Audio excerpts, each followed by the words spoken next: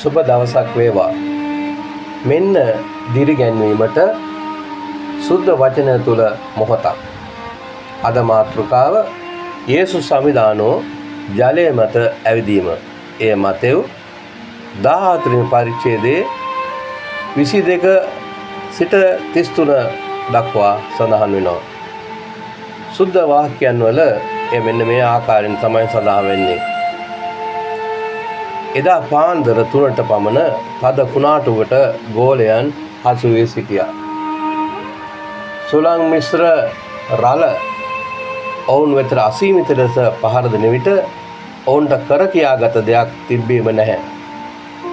ඔවුන් මීට පෙර පැය ගණනාවක් උරු පැදගෙන ගොස් තිබුණත් කිසිම අවස්ථාවක මෙවැනි අත්දැකීමකට මුහුණ දුන්නේ නැහැ. මේ කුණාටුව මැද ඔවුන් සිරවී ඉන්න විට ජලය මත යම් රුවක් දුටුවා. ඒ රුව ඔවුන් දෙසට එන්න පටන් ගත්තා. දැන් මොනවද කරන්නේ? අන්න අවතාරයක්. ඒක අවතාරයක් යයි යම කෑ ගැසුවා. ඔවුන් තුල ඇති වූ බිය රැළට වඩා ඉහළට නැගුණා. නමුත් කුණාටුවද ලතෝනියද මැද යම් හඬක් ඔවුන්ට ඇසුණා. ධෛර්යමත් වන්න. මම බිය නොවන්නයි හඬක් ඇසුණා. ඒ හඬ අසුනාගත් පේතුරුස් පෙරලා මෙසේ කෑ ගැසුවා.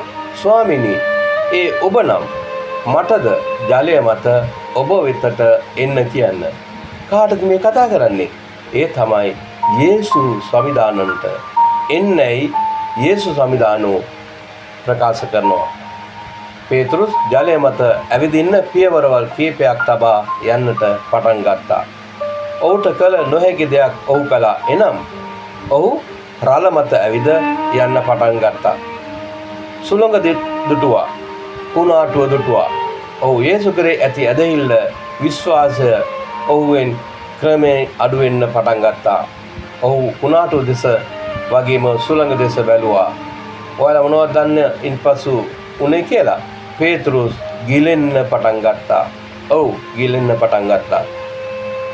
ස්වාමීනි, මාව බේරගන්නයි මොරගසන්න පටන් ගත්තා පේතුරුස්.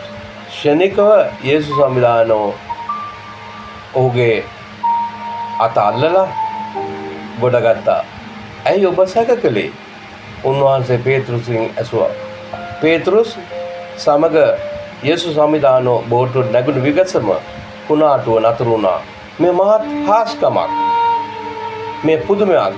ගෝලියෝ පුදුමී. සැබවින්ම ඔබ දෙවියන් වහන්සේගේ පුත්‍රයන් වෙයි පවසලා උන්වහන්සේට නමස්කාර කළා.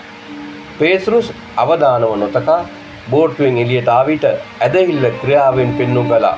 ඔහු ජලය මත පිට ඇවිදින්න පටන් ගත්තා. නමුත් ටික මොහොතකින් සුළඟ නැමැති බාධා වගේම අතිමහත් කුණාටුව දුටු විගස ඔහුගේ ඇදහිල්ල මද බැවින් ගිලෙන්න පටන් ගත්තා. මෙන්න අපට දවසේ සිතුවිල්ලක්.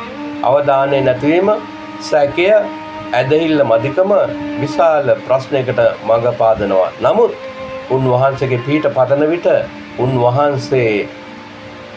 උන්වහන්සේ සෑම විටම අපට ආශිර්වාද කරනවා. එම නිසා උන්වහන්සේ විශ්වාස කරලා ඇදහිල්ලෙන් ඉදිරියට යන්න, ඒ වගේම ජීවිතේ කුණාටු හරහා උන්වහන්සේ මත රඳා සිටින්න. උන්වහන්සේ ඔබට ආශිර්වාද කරනවා ඇති. යේසුස් සමිදානෝ නැවත වඩිනසේක. ඔබට යේසු පිහිටයි.